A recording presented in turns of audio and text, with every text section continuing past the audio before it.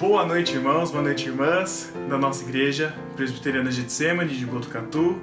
Boa noite para você também que nos acompanha aqui pelo YouTube todo domingo às 7 horas da noite. Estamos aqui reunidos em mais um culto virtual. Nós queremos passar, antes de começar o nosso culto, alguns avisos. Nas nossas atividades, que semanalmente acontecem de segunda e quarta-feira, as nossas reuniões de oração. Na segunda-feira, às 2h30 da tarde, e na quarta-feira, às 7h30 da noite, nós temos as nossas reuniões de oração através do aplicativo Zoom. Nós nos reunimos, conversamos, aprendemos um pouco da palavra, compartilhamos os nossos pedidos de oração e oramos juntos, tendo também o nosso momento de comunhão semanal. No domingo, às 9h30 da manhã, nós temos a nossa escola bíblica dominical para adultos e também para adolescentes, através do aplicativo Zoom. Nós também temos a escola dominical infantil, mas que é aqui pelo YouTube. Se você esperar até o final do culto, vai aparecer o link com o vídeo, mas você pode acessar através do nosso canal do YouTube a escola dominical das crianças, que está sendo produzida pelo departamento infantil e está disponível aqui no YouTube também. Se você tem ofertas para fazer, deseja dizimar ou ofertar para a nossa igreja, as informações estão aparecendo aqui na tela, você pode pausar para poder anotar, ou então elas vão aparecer na descrição deste vídeo. Outras informações que você queira saber, as músicas que tocamos, as participações que tivemos, ou qualquer outra informação relevante da nossa igreja, do nosso culto, vão estar aparecendo também aqui embaixo na descrição deste vídeo. Todos os links que você precisa para participar das nossas reuniões semanais estão no WhatsApp. Se você estiver no nosso grupo de WhatsApp da igreja, você vai estar sabendo de todas essas informações. Não esqueça de se inscrever aqui no nosso canal, curtir o vídeo e compartilhar esse vídeo com outras pessoas para que o nosso trabalho seja mais frutífero, para que outras pessoas possam acompanhar o nosso trabalho, o trabalho da nossa igreja e para que futuramente nós possamos fazer outros projetos aqui no YouTube. Venha conosco então, louvar e adorar o nome do Senhor. Mesmo que distantes, podemos estar um pouquinho mais próximos através desse culto e estamos unidos em comunhão com Cristo. Amém?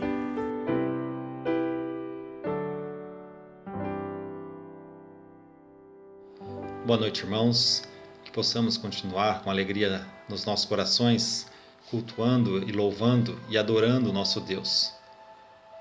Faremos agora a leitura do Salmo de número 33. Assim nos diz a palavra: Exultai, ó justos, no Senhor. Aos retos fica bem louvá-lo. Celebrai o Senhor com harpa, louvai-o com cânticos no saltério de 10 cordas.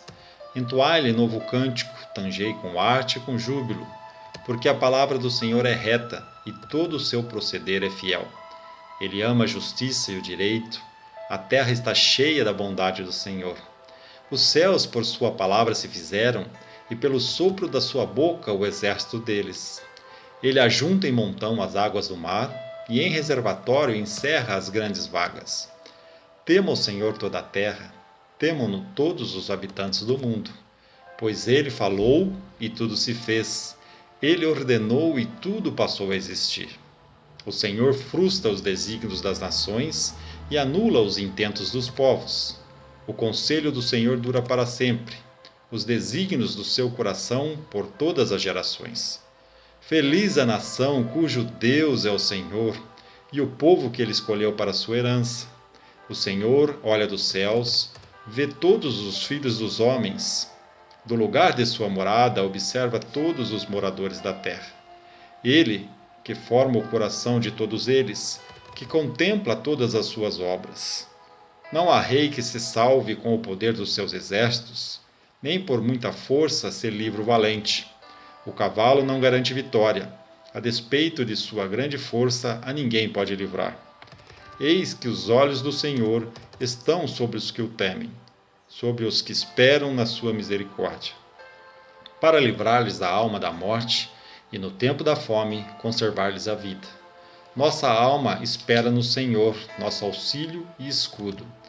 Nele o nosso coração se alegra, pois confiamos no seu santo nome. Seja sobre nós, Senhor, a tua misericórdia, como de ti esperamos. Amém, irmãos? Gostaria de ler novamente com os irmãos o versículo de número 9. Pois ele falou, e tudo se fez. Ele ordenou e tudo passou a existir. Complementando, fazer também a leitura do versículo de número 12. Feliz a nação cujo Deus é o Senhor e o povo que ele escolheu para a sua herança. Crês nisso? Amém.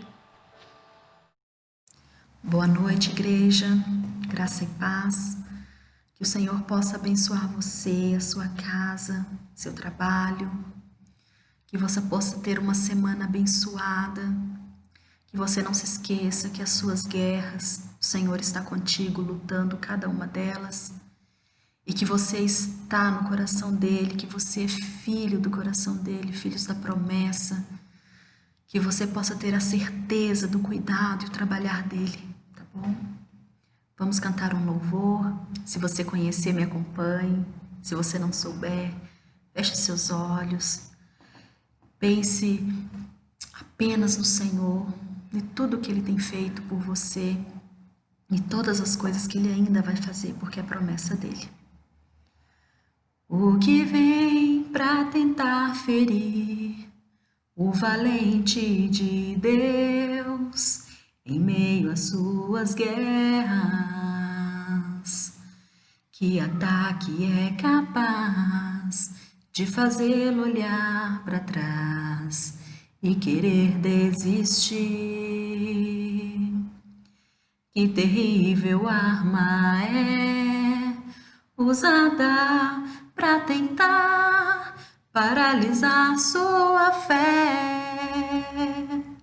Cansaço, desânimo, logo após uma vitória, a mistura de um desgaste com um contra-ataque do mal, a dor de uma perda ou a dor da traição, uma quebra de aliança que é a raiz da ingratidão. Se alguém está assim, preste muita atenção, ouça o que vem do coração de Deus. Em tempos de guerra, nunca pare de lutar, não baixe a guarda, nunca pare de lutar. Em tempos de guerra, nunca pare de adorar. Libera a palavra, profetiza sem parar. O escape e o descanso, a cura, a recompensa vem. Sem demora, o escape e o descanso, a cura, a recompensa vem. Sem demora. Senhor, que nós possamos, ó Deus, aguardar no Senhor, ó Pai, o escape, que nós possamos ter, Senhor, o descanso, que possamos ter a cura, ó Deus, para as nossas dores, as nossas doenças, Pai, para as nossas dificuldades, Senhor. Libera, Pai, libera a cura, Pai. Lidera, Pai, o seu povo, Pai, que possamos ter um coração aberto, Pai, um coração, Pai, doador, ó Pai, um coração que te escuta, Pai, e um coração, ó Pai, fiel ao Senhor. Eu te agradeço, Pai, em nome de Jesus, agradeço por cada vida, Pai. Amém. Boa noite, irmãos. Vamos ler 1 João, capítulo 2, versículo 1. Boa noite. Filhinhos meus, estas coisas vos escrevo para que não pequeis. Se todavia alguém pecar, temos advogado junto ao Pai, Jesus Cristo, o justo. Vamos orar. Senhor Deus, nosso Pai, nós te agradecemos, te louvamos por esse dia, pelas tuas infinitas bênçãos. Te louvamos também porque Jesus Cristo é o nosso advogado. Sabemos que nós temos pecado, mas somente através do sangue de Jesus temos o perdão para todos eles. Senhor, ajuda-nos a cada dia estarmos aos teus pés, a cada dia confessarmos os nossos pecados, a cada dia recebermos o teu perdão. Nós oramos em nome de Jesus. Amém. Boa noite, fiquem todos com Deus. Boa noite, irmãos. Continuando agora iniciando agora o nosso momento de louvor e adoração ao Senhor, convidamos que você cante conosco, adore aquele que é digno de todo louvor, de toda adoração, aquele que nos guarda, que nos protege, que nos sustenta a cada dia, que possamos com alegria ministrarmos agora em forma de cântico aquilo que está no nosso coração, louvando ao Senhor, exaltando o seu santo nome. Então, venha cantar com a gente. Amém.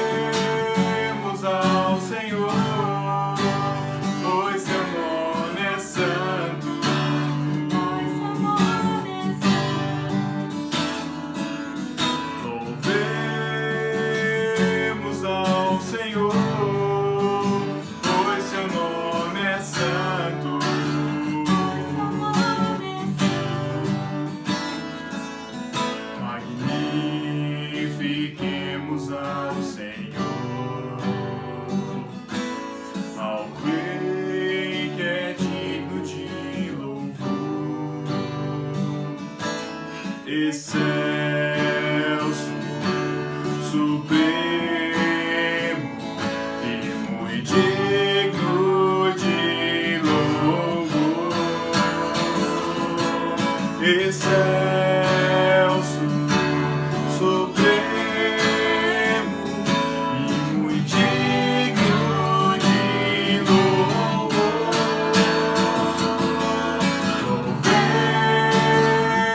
Louvemos ao Senhor, pois teu nome é santo.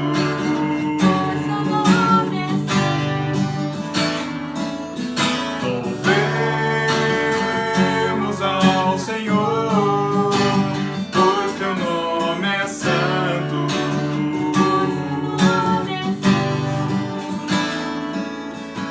Hosana, Hosana, Hosana ao nosso Rei. Hosana, Hosana, Hosana ao nosso Rei. Cristo é a nossa vida, o motivo do louvor em nosso novo coração. Pois morreu a nossa morte para vivermos sua vida, nos trouxe grande salvação. Louvemos ao Senhor, pois teu nome é santo.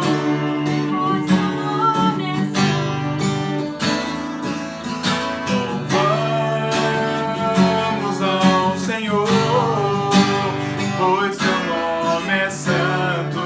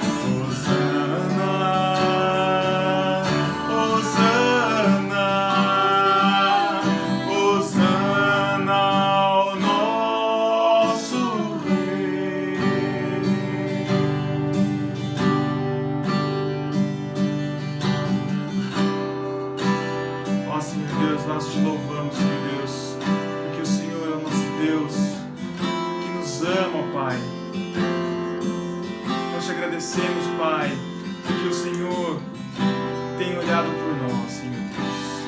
Nós te louvamos, ó Deus, porque o Senhor é o Deus que nos resgatou, ó Deus, da morte. Nós te agradecemos, ó Deus, porque não dependemos, ó Deus, de nada que façamos para merecer o teu amor, ó Deus. O Senhor nos ama incondicionalmente, Pai. E nós te agradecemos por isso, Pai, te louvamos, ó Deus, porque o seu amor nos alcançou, porque o seu amor nos salvou, porque o seu amor nos livrou das garras da morte e do pecado, Pai. Nós te louvamos e te agradecemos, ó Deus. Muito obrigado, Pai. Mesmo sendo assim, pobre pecador, Deus me ama.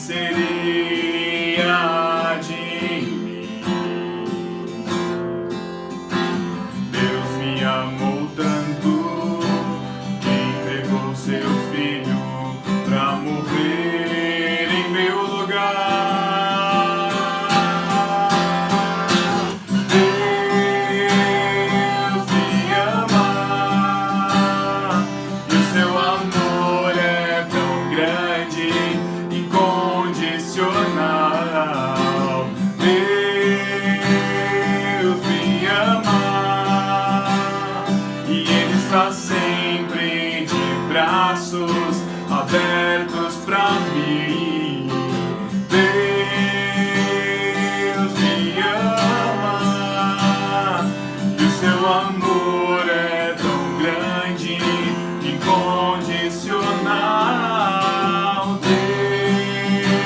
Deus me ama, e Ele está sempre de braços abertos pra nós.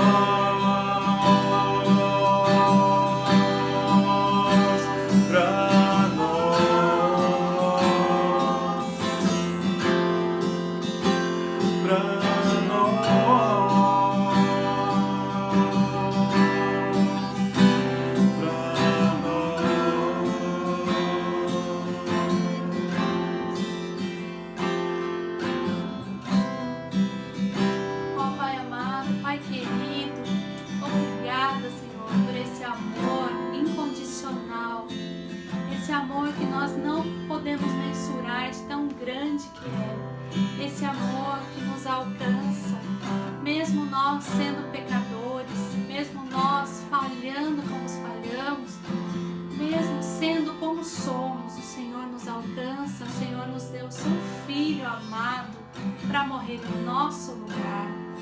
E qual é a nossa resposta diante de tudo isso. Que possamos responder ao Senhor por tanto amor que Ele nos deu e que Ele nos dá a cada dia, através do seu sustento, através de todas as circunstâncias que Ele nos faz passar, pela sua força em nossas vidas, por tudo que Ele é para nós. Que possamos nesse momento agora oferecer a nossa vida a Ele. Que possamos novamente e a cada dia nos entregarmos mais e mais ao Senhor, entregar as nossas falhas, os nossos medos, os nossos pecados, as nossas dúvidas, sabendo que é Ele quem é tudo para nós e que sem Ele nós não somos nada. Que possamos agora oferecer a nossa vida, o nosso andar, o nosso falar, tudo que somos a esse Deus tão grande, que nos ama tanto e que nos quer perto dele. Que possamos agora, e eu convido a você novamente, que você possa oferecer a sua vida ao Senhor como oferta de amor, por tanto amor que Ele deu a você, a mim e a nós. Vem, Senhor, minha vida oferecer como oferta de amor e sacrifício. Quero minha vida a Ti entregar como oferta viva em Teu altar. Venho, Senhor, minha vida oferecer como oferta de amor e sacrifício. Quero minha vida a Ti entregar como oferta viva em Teu altar. Pois pra Te adorar foi que eu nasci. Cumpra em mim o Teu querer, faça o que está em Teu coração, e que a cada dia eu queira mais e mais estar ao Teu lado, Senhor. Pois pra Te adorar foi que eu nasci. Cumpra em mim o Teu querer, faça o que está em Teu coração, e que a cada dia eu queira mais e mais estar ao Teu lado, estar ao Teu lado, estar ao Teu lado, Senhor.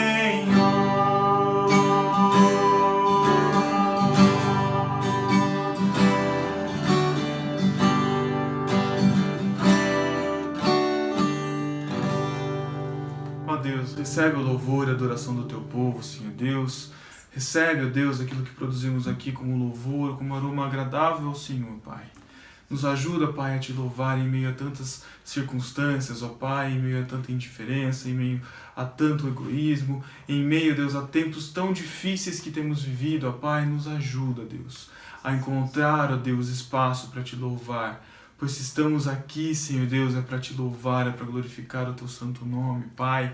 E nos ajuda, ó Pai, a conseguirmos Te louvar e Te engrandecer o nome, ó Deus, em meio a tantas dificuldades. Recebe o nosso louvor, ó Deus, apesar das dificuldades e das circunstâncias. Recebe a adoração do teu povo, ó Deus. Em nome de Jesus, nós entregamos a ti este louvor, Senhor Deus. Amém. Fique agora com o vídeo que o Departamento Infantil produziu na escola dominical como desafio que eles tiveram que decorar o Salmo 100. Será que ficou legal? Vamos conferir. Celebrai com júbilo ao Senhor, todos os moradores da terra. Servi ao Senhor com alegria. Apresentai-os diante dele com cântico. Sabei que o Senhor é Deus. Foi ele que nos fez e dele somos. Somos o seu povo e rebanho do seu pastoreio. Entrai por suas portas com ações de graça e nos seus átrios com hinos de louvor. Rendei graças e bendizei o seu nome, porque o Senhor é bom. A sua misericórdia dura para sempre, de geração em geração, e a sua fidelidade. Amém. Que a graça, a presença e a paz do nosso Senhor e Salvador Jesus esteja sobre você, que você possa lembrar de que você faz parte, pela graça e pela misericórdia, do povo do Senhor, do povo de Deus, e que dessa maneira você aquiete o seu coração diante dele. Que você, nesse momento de culto, onde nós estamos cantando louvores, lendo a palavra, fazendo as nossas orações, você seja tremendamente abençoado pela palavra do Senhor, palavra que nos condiciona, né, a vivermos, né, paz mesmo no meio da tormenta. Né? Te louvarei, não importam as circunstâncias, adorarei somente a Ti, Senhor. Nós cantamos, já cantamos esse cântico tão bonito na igreja. Nós estamos, fato vivendo uma vida, né, vivendo uma realidade. Os nossos últimos dias têm sido dias de dúvidas, dias de temor frente a essa situação da Covid-19. Né? Nós estamos separados fisicamente, pela graça de Deus, unidos aqui em espírito, mas enfrentando o novo. E isso gera medo, né, dos nossos corações. Isso gera insegurança. O fato da gente não ter algumas respostas. Até quando nós vamos enfrentar isso? Não sabemos. Ah, mas o governo está tomando as melhores decisões, muitas vezes na nossa opinião sim ou não, né, e muitas vezes nós tememos. Né? E agora, o que será das nossas vidas? Né? Até quando nós teremos aí o nosso emprego? Até quando nós teremos condição de manter as nossas casas? Já parou para pensar que o medo sempre fez parte da nossa vida? Quando nós somos pequenos, né, eu me recordo algo que aconteceu comigo, eu tinha muito medo daquela situação, daquela briga marcada no final da escola, né, onde aquele coleguinha que é o mais forte da turma, ele diz: eu vou brigar com você lá na saída. E aí a gente fica com medo, fala: nossa, eu vou apanhar lá fora, e agora? A gente cresce e o que acontece é que a gente continua com medo, né? Não mais como era antigamente, vou te pegar lá fora, né? Até em algumas circunstâncias isso pode até acontecer. A gente está vivendo um tempo de impaciência tão grande que tem gente chegando às vias de fato muitas vezes aí. Agora, o medo, ele é um medo diferente, é o medo do desemprego, é o medo, né, da gente ficar doente, da nossa saúde, de perdermos a saúde, né, a saúde física. É o medo de não dar conta, né, da administração da nossa casa, das finanças, é o medo, né, do endividamento. Né, o medo, ele se instala nas nossas vidas. Mas como membros do corpo de Cristo, a gente precisa lembrar de que o Senhor está no controle de todas as situações. E eu tenho certeza que o texto que nós vamos meditar hoje, ele nos mostra de que desde que Deus fez uma aliança com Abraão, desde lá do Antigo Testamento, o Senhor está no controle de todas as coisas. Leia aí na sua Bíblia, Êxodo 14, né, dos primeiros 14 versículos o texto. Né, contexto onde Israel estava cativo no Egito e Deus levanta Moisés. É isso que acontece no começo do Êxodo. A gente percebe ali a figura de Moisés, né, sendo apresentada a nós, e um homem que ele é levantado pelo Senhor para que o povo que estava cativo no Egito ele fosse liberto e para que Deus fosse glorificado através desse processo todo. E aqui o povo está saindo do Egito. Né? Nós temos ali anteriormente as pragas, Deus dizendo para Moisés: Moisés, você vai se apresentar diante do faraó, que era o governador do Egito, o homem mais poderoso da terra, né?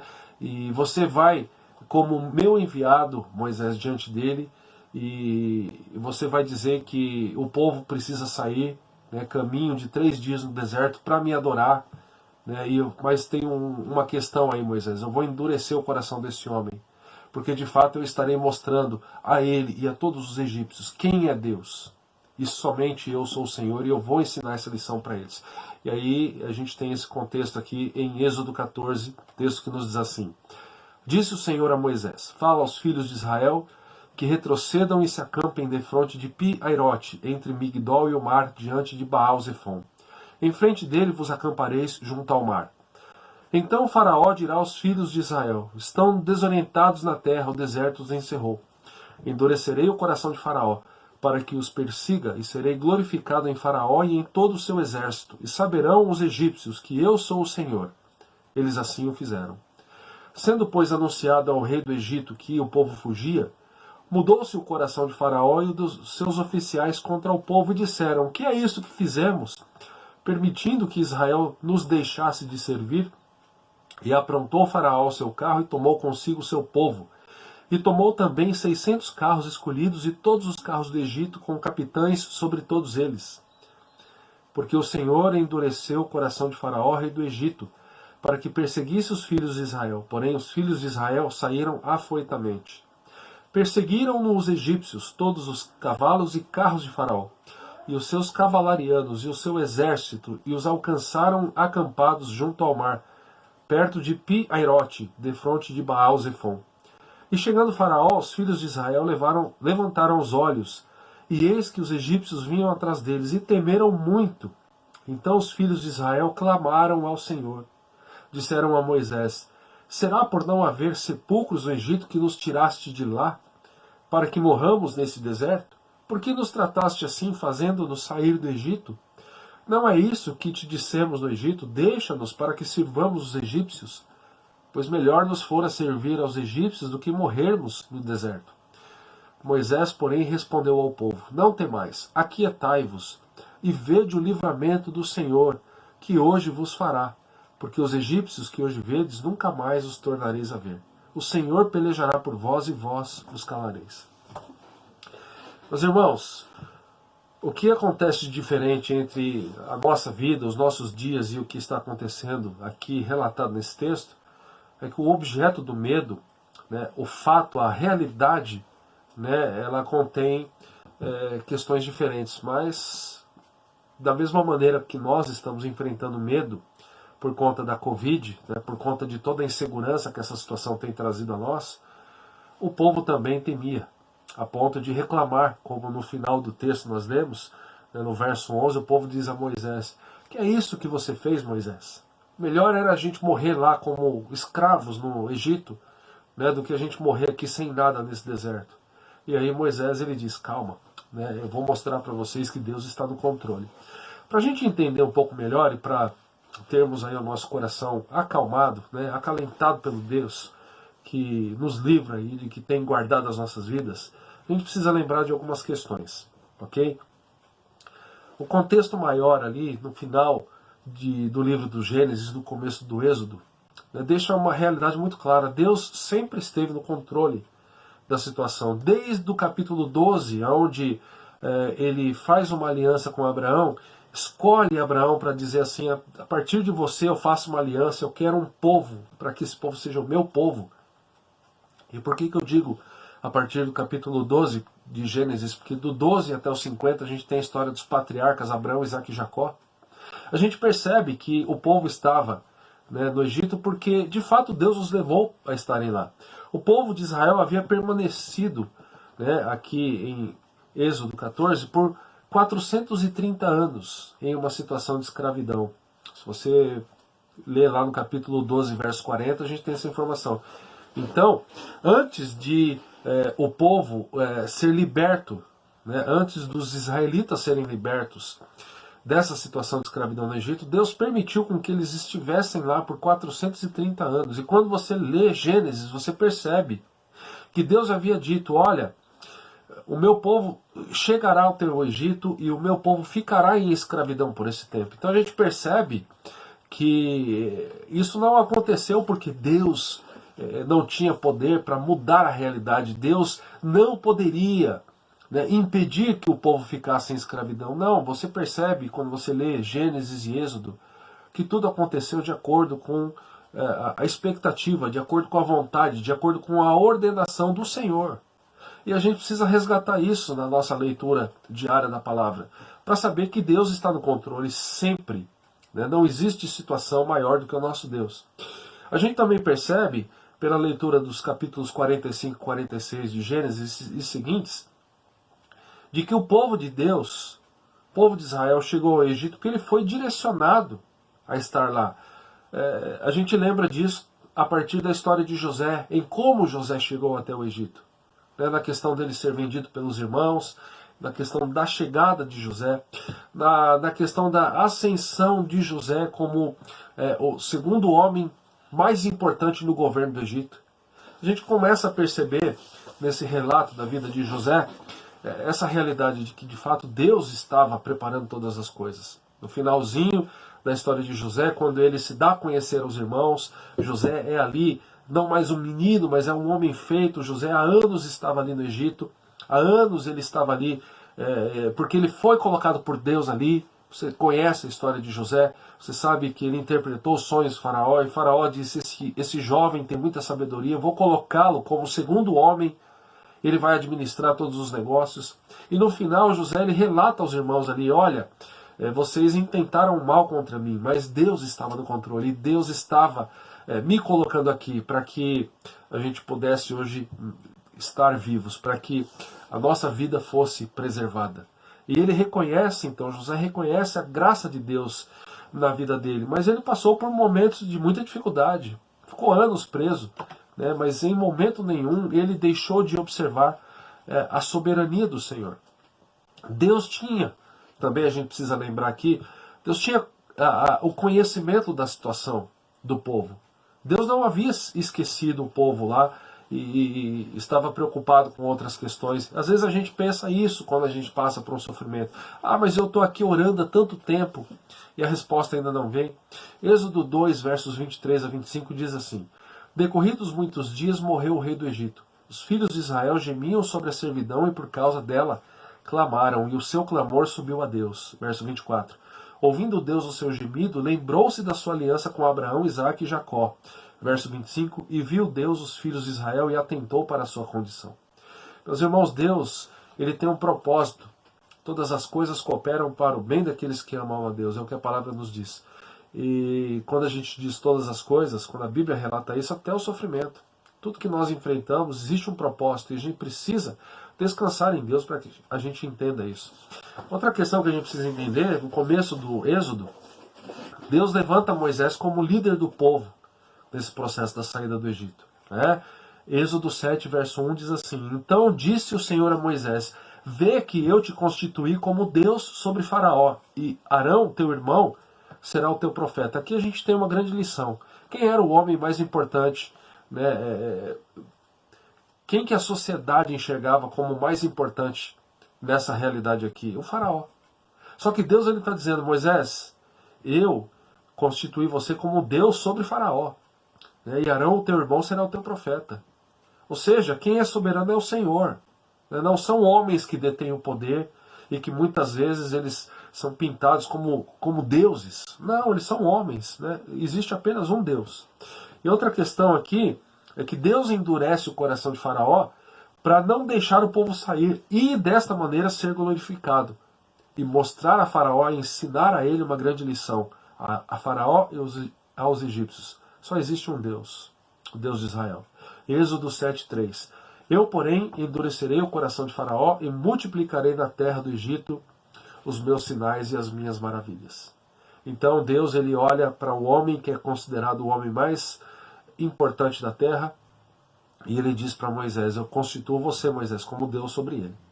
Sabe qual que é a grande lição que nós temos até aqui, meus irmãos, com esse texto? É uma lição que a gente aplica para as nossas vidas. Deus sempre esteve, sempre estará no controle das nossas vidas. Ele conhece a nossa realidade, ele sabe exatamente como nós estamos vivendo. Deus tem poder sobre as circunstâncias, e ele também tem poder sobre essa situação, sobre essa crise, essa pandemia da Covid-19? Vocês pensam que Deus perdeu o poder? De forma nenhuma. Eu tenho certeza de que Ele será glorificado na vida de muitos homens que anteriormente a essa situação zombavam dele, que olhavam para suas riquezas e diziam, eis aí Deus, que olhavam para a sua saúde física, para a sua capacidade mental, intelectual e diziam, eu sou Deus. Só que esses homens, eles se veem impotentes diante dessa situação. Esses homens percebem que eles não têm as respostas, que eles não têm uma cura ainda, e muitos serão glorificados.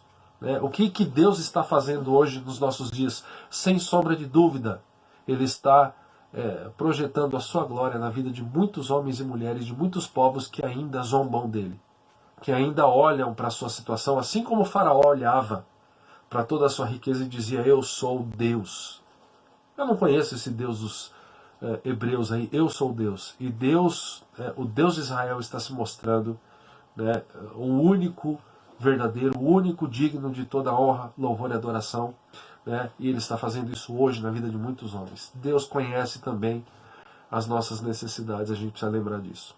Esse texto também nos mostra que circunstâncias da vida muitas vezes vão nos amedrontar. A partir do verso 3 até o verso de número 9, a gente percebe isso. Então o faraó dirá aos filhos de Israel, estão desorientados na terra, o deserto os encerrou. Endurecerei o coração de faraó, para que os persiga, e serei glorificado em faraó e em todo o seu exército. E saberão os egípcios que eu sou o Senhor. E eles assim o fizeram. Sendo, pois, anunciado ao rei do Egito que o povo fugia, mudou-se o coração de faraó e dos seus oficiais contra o povo, e disseram, que é isso que fizemos, permitindo que Israel nos deixasse de servir? E aprontou faraó seu carro, e tomou consigo seu povo, e tomou também 600 carros escolhidos, e todos os carros do Egito, com capitães sobre todos eles. Situações da vida muitas vezes vão fazer com que a gente tema, com que a gente se amedronte, a gente fique ali encostado num canto, dizendo assim, estamos apertados aqui, estamos temerosos, e agora o que vai nos acontecer? Mas esse texto, do verso 3 até o verso 9, está dizendo quem de fato tem controle sobre todas as situações. Olha o verso 4, eu, Deus, endurecerei o coração de faraó. Eu, Deus, pegarei este homem que vocês reconhecem como o mais importante, como o mais temido, como o mais poderoso da vida de vocês, e eu vou endurecer o coração dele, para que ele persiga Moisés, o povo, e dessa maneira eu serei glorificado. Isso está no verso 8 também. Versos 5, 6 e 7, a gente percebe então aqui a situação, Faraó demonstrando todo o poder, caindo em si, dizendo, que é isso que nós fizemos? Vamos correr atrás deles. E o povo fica temeroso, olha lá, eles estão nos perseguindo. E no verso 8, mais uma vez, Deus diz, assim como ele diz no 4, ele diz no 8, porque o Senhor endureceu o coração do faraó, rei do Egito, para que perseguisse os filhos de Israel. Porém, os filhos de Israel saíram afoitamente. Deus não poderia permitir com que o povo saísse e que faraó não os perseguisse, mas foi Deus quem tocou na vida do faraó para que ele perseguisse. Por quê? Porque a lição que ele estava mostrando é o seguinte, eu sou o Senhor. Verso 9, perseguiram-no os egípcios, ou seja, era a realidade. A perseguição aqui não era uma perseguição intelectual, era uma perseguição de fato. Tinha um povo perseguindo o povo do Senhor. Todos os cavalos e carros de faraó e os seus cavalarianos e o seu exército, e os alcançaram acampados junto ao mar, perto de Piairote, defronte de Baal-Zefon. Meus irmãos, como é que será que os israelitas lidaram com isso? Eles saíram, todo o povo do Senhor sai, depois de que Faraó ele perde ali o seu primogênito, ele diz para Moisés, sai daqui, sai logo, para que a gente ainda não morra, para que o Deus de vocês não acabe conosco. Mas depois ele cai em si e diz que é isso que nós fizemos. E aí o povo ali, eu fico me imaginando, se eu estivesse ali nessa situação, eu acho que eu caminharia, tendo Moisés à frente, mas olhando para trás toda hora. Será que eles estão nos perseguindo? Só que o verso 9 diz que de fato eles estavam perseguindo e que os alcançaram. enquanto os hebreus estavam ali, o povo do Senhor estava acampado junto ao mar. E aqui o verso 9 e o verso 10 nos trazem mais uma grande lição, algo que a gente precisa praticar mais. Algo que não deva ser apenas um conhecimento intelectual, mas deve ser uma atitude prática nas nossas vidas. E essa lição está contida aqui no verso 10. E chegando o Faraó, os filhos de Israel levantaram os olhos, e eis que os egípcios vinham atrás deles e temeram muito. Então, a grande lição, os filhos de Israel clamaram ao Senhor. O que a gente deve fazer nesse momento de crise? O que a gente deve fazer nesse momento de medo e de desesperança, meus irmãos? Clamar a Deus, orar a Deus. O clamor é uma oração desesperada, é uma oração muito consciente do sentido de que não temos mais o que fazer, não temos mais saída. Senhor, olha para nós, tem misericórdia de nós. Isso é um clamor diante de Deus. É uma oração desesperada, é uma oração urgente, é uma oração onde nós estamos abrindo o coração diante de Deus, dizendo: olha por nós, tem misericórdia de nós. E é isso que o povo fez. Nós não estamos com medo do Faraó e com medo dos seus carros e dos seus soldados, de todo o seu exército, mas temos tantos outros medos. Coloquemos eles diante de Deus, meus irmãos. É isso que a gente precisa fazer. A gente precisa dizer o seguinte: Senhor, eu não consigo dormir por conta disso. E aí você escreva aí em um pedaço de papel 3 pontinhos, e em cima desses 3 pontinhos você nomeie. O meu medo é o medo do desemprego, o meu medo é o medo de eu não ser um marido conforme a tua vontade, o meu medo é não ser um homem conforme a tua vontade.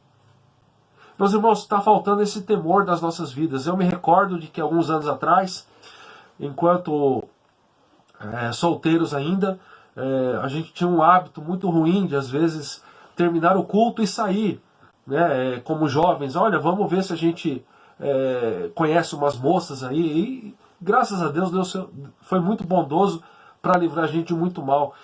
Mas eu me recordo de um colega dizendo, né, numa segunda-feira de manhã, quando eu cheguei para trabalhar, ele ligou para mim e diz assim: eu não vou mais sair, não vou mais nesses bares aí onde a gente tem ido. Eu falei: por quê? Ele falou: porque eu não tenho sido o homem que Deus quer que eu seja. Graças a Deus, hoje esse irmão é um presbítero dedicado na obra do Senhor, é um homem de Deus, e graças ao Senhor ele teve misericórdia de nós. Mas muitas vezes a gente fica ali flertando com situações como o povo estava flertando, né? E fica claro isso no verso 11. Moisés, era muito melhor a gente ficar lá no Egito como escravos, mas a gente tinha lá uma certa segurança, a gente tinha lá um certo conforto. Meus irmãos, o pecado vem para nos enganar, o pecado vem para dizer o seguinte: melhor é ser um pecador, estar desagradando a Deus, mas estar vivendo aqui certos confortos do que servir a Deus. É isso que o povo estava dizendo para Moisés. Mas Moisés disse para ele: calma, vocês não são um povo qualquer, vocês são um povo do Senhor, e o Senhor os livrará, e vocês vão ver isso. Então, meus irmãos, qual é o temor que você tem sentido? É o temor de não ser o homem que Deus quer que você seja? A palavra aqui para os irmãos que estão ouvindo: meus irmãos, você tem sido o marido que Deus quer que você seja? Você tem sido o pai, exemplo para o seu filho, discipulador do seu filho?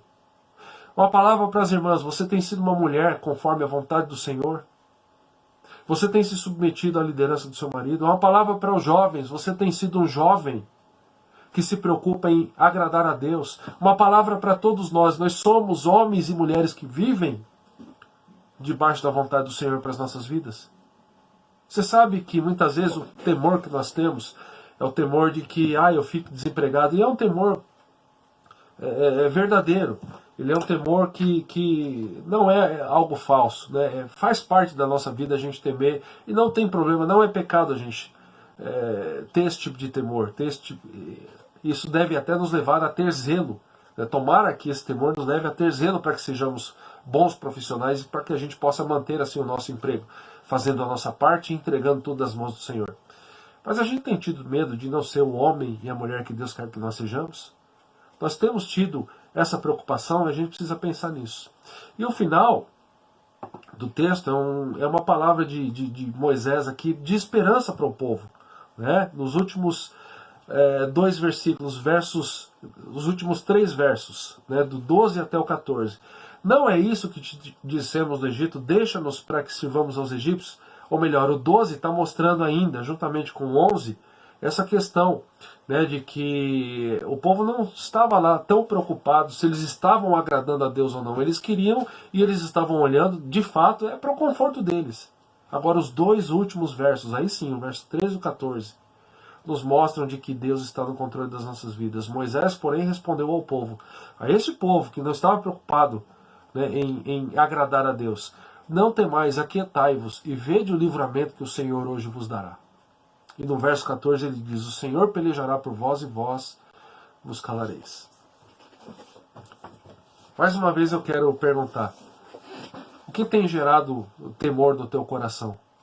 Meus irmãos, pegue todo esse pacote de medo, desemprego, saúde, Covid-19, pegue todo esse papel, todo esse pacote, e imagine que você está colocando esse pacote diante do Senhor e dizendo: Senhor, assim como o povo estava clamando, eu clamo ao Senhor para que o Senhor me livre de tudo isso. Mas eu quero que você tenha um outro temor no teu coração também, o temor de fazer a vontade de Deus. Ele entrou na sua vida, ele tem um propósito para você, e você não pode abrir mão disso. Você precisa buscar a vontade dele para a tua vida.